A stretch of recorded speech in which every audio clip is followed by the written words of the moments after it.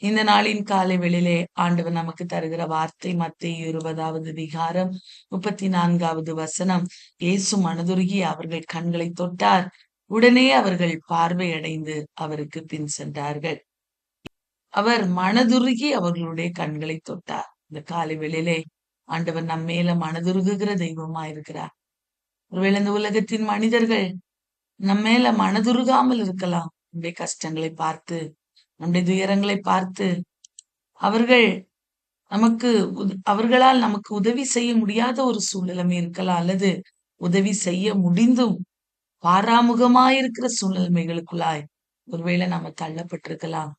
ஆனா அந்த காலை வேளையிலே ஆண்டவர் சொல்கிறார், யார் உனக்கு உதவி செய்யாவிட்டாலும், யார் உனக்கு இல்லாவிட்டாலும் நான் உனக்கு இருக்கிறேன்.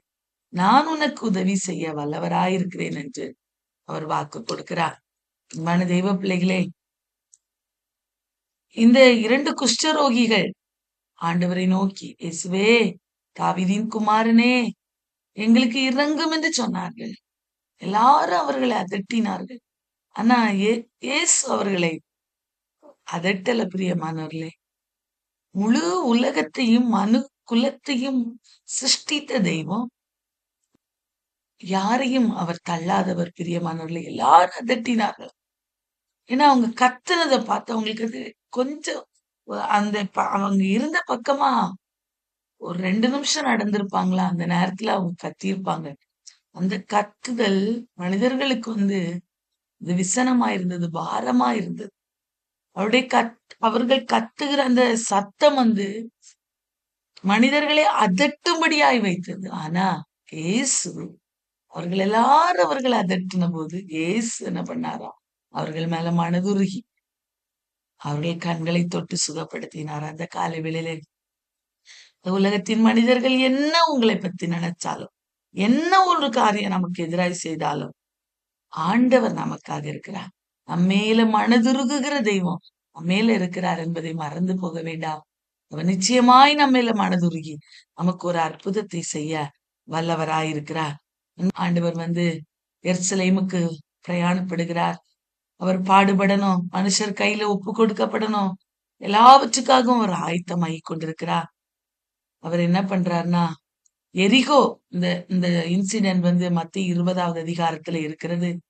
அந்த குருத்தோலை ஞாயிறுக்கு முன்பதாக ஆண்டவர் செய்த காரியங்களில ஒன்று இது.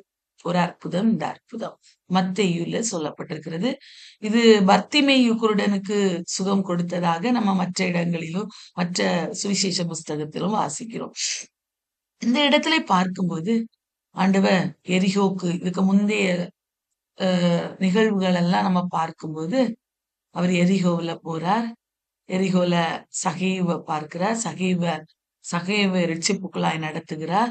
இப்படி பல காரியங்களை செய்துவிட்டு அவர் எரிகோவிலிருந்து புறப்பட்டு இப்ப எங்க போறாருன்னா, புறப்பட்டு போகிறார். போகும்போது இப்போ அவர் பெத்பகே பெத்தானியாவுக்கு போக வேண்டும். அடுத்த அதிகாரத்திலே அவர் அந்த கழுதை குட்டியை அழைத்து கொண்டு பவனியாக செல்வதை நாம் நாளை தினத்திலே தியானிக்கலாம்.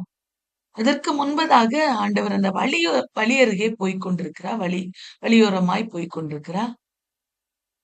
பெத்பகே பெத்தானியாவுக்கு போய்கொண்டிருக்கிறார். அந்நேரத்துல வழி அருகே 2 குருடர் இருந்து பிச்சை கேட்டுக் கொண்டிருந்தார்கள். இயேசு அவங்க கேட்டிருப்பாங்க. ஒருவேளை அவங்களுக்கு கண்ணு தெரியாது. என்ன சத்தம், நிறைய பேர் போற சத்தம் தெரியும்ல, ஒரு வித்தியாசமான ஒரு சூழல் வந்திருக்கும். இது என்னன்னு கேட்டோன்னே இயேசு போகிறார். பாருங்க, இயேசு போகிறார் என்று அவங்க கேள்விப்பட்ட மாத்திரத்தில் இயேசுவால் எங்களுடைய சூழ்நிலைமையை மாற்ற முடியும். அவர் பெரியவர். எத்தனையோ பேருக்கு சுகத்தை கொடுத்திருக்கிறார். இன்று எங்களுக்கு சுகத்தை தரமாட்டாரா என்று அவர்களுடைய இருதயத்திலே மிகப்பெரிய ஒரு சந்தோஷம் கூட சொல்லல. இயேசு போகிறாரா, நாங்க கூப்பிடணும்னு சொல்லி கூப்பிடுறாங்க. ஆண்டவரே, தாவீதின் குமாரனே, எங்களுக்கு இறங்கும். அன்பான தெய்வ பிள்ளையே, இந்த காலை வேளையில நம்முடைய கூப்பிடுதல், நம்ம கூப்பிடணும்னு ஆண்டவர் எதிர்பார்க்கிறார். கூப்பிடுகிறோமா? ஜெபிக்கிறோமா? ஆண்டவரை தேடுகிறவர்களா இருக்கிறோமா? கூப்பிடுகிறார்கள்.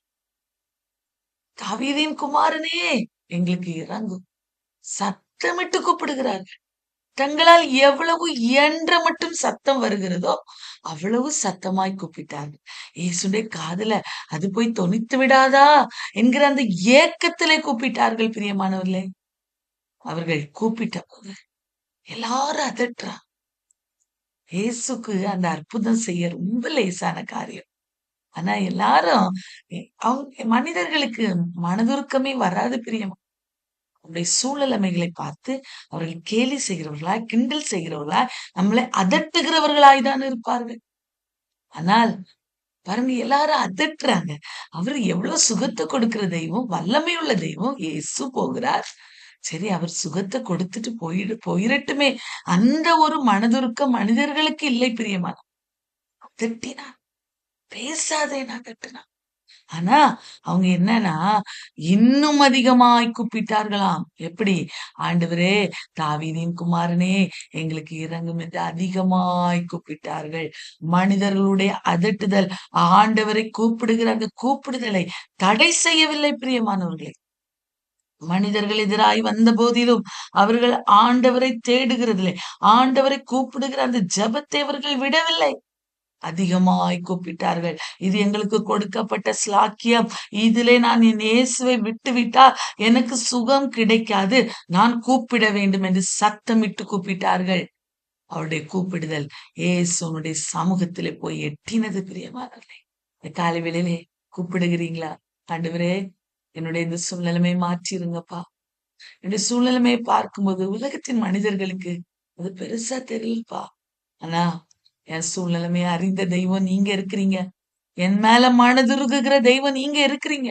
எனக்கு சுகத்தை தாருங்க, விடுதலையை தாருங்க, ஆசீர்வாதத்தை தாருங்க என்று கேட்கும்போது நிச்சயமாய் ஆண்டவர் தருவார் பாருங்க. என்ன பண்றாரு பாருங்க, அவங்க கூப்பிட்ட உடனே இயேசு நிக்கிறாரு. ஏன்னா அவருக்கு அன்னைக்கு விடுதலை கொடுக்கணும். முன்கூட்டியே அவர் தீர்மானிச்சுட்டாரு. பாருங்க, அவங்க கூப்பிடுதல அந்த கூப்பிடுதலின் சத்தம் அவருடைய கண்களில, காதுகளில போய் எட்டின உடனே அவர் நின்று அவர்களை அழைக்கிறார் பாருங்க. நின்று நீ சுகத்தை பெற்றுக்கொள் என்று சொல்லியிருக்கலாம் பிரியமானவர்களை. அழைக்கிறார், தம் அருகிலே அழைக்கிறார்.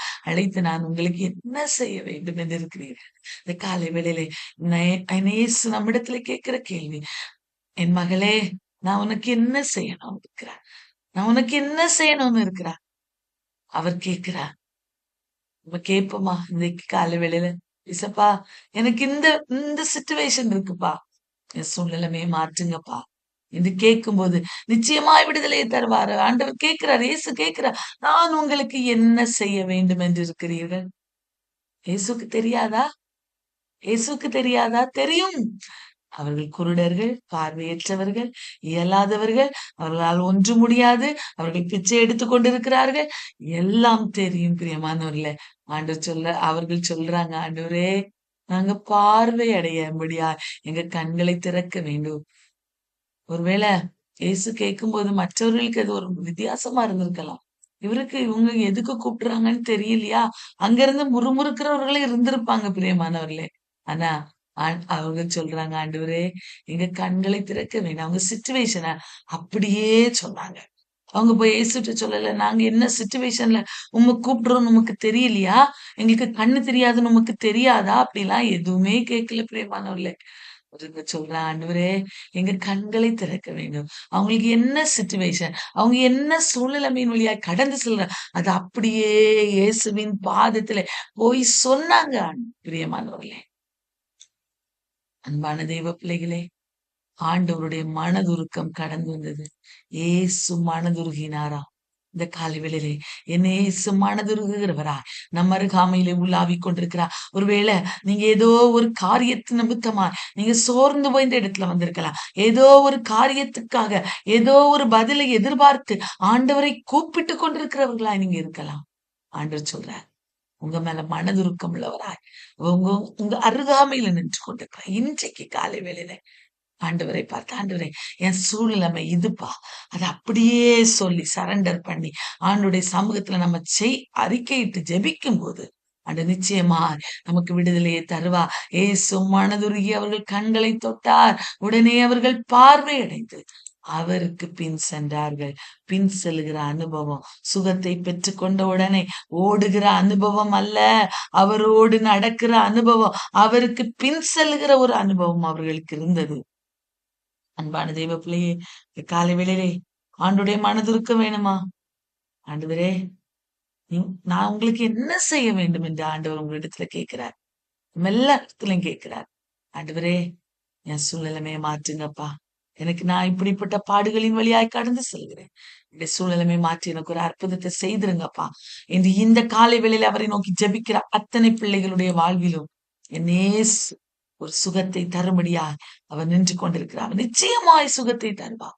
இன்றைக்கு அந்த தெய்வம் மனதுருகுகிற தெய்வம். ஃபாதர் பாடுறார், மனதுருகும் தெய்வமே ஏசையா என்று பாடுகிறார் அல்லவா.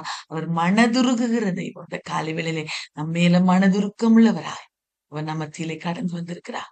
அவரை நோக்கி நம்ம ஜெபிப்போமா பிரியமானவர்களே? எல்லாரும் நம்ம எல்லாரும் ஆண்டவரை நோக்கி, ஆண்டவரே இந்த காலை வேளையில எனக்கு இறங்குங்க என்று சொல்லி ஜெபிக்கும் போது நிச்சயமாய் பெரிய காரியங்களை நம்முடைய வாழ்விலே செய்வா.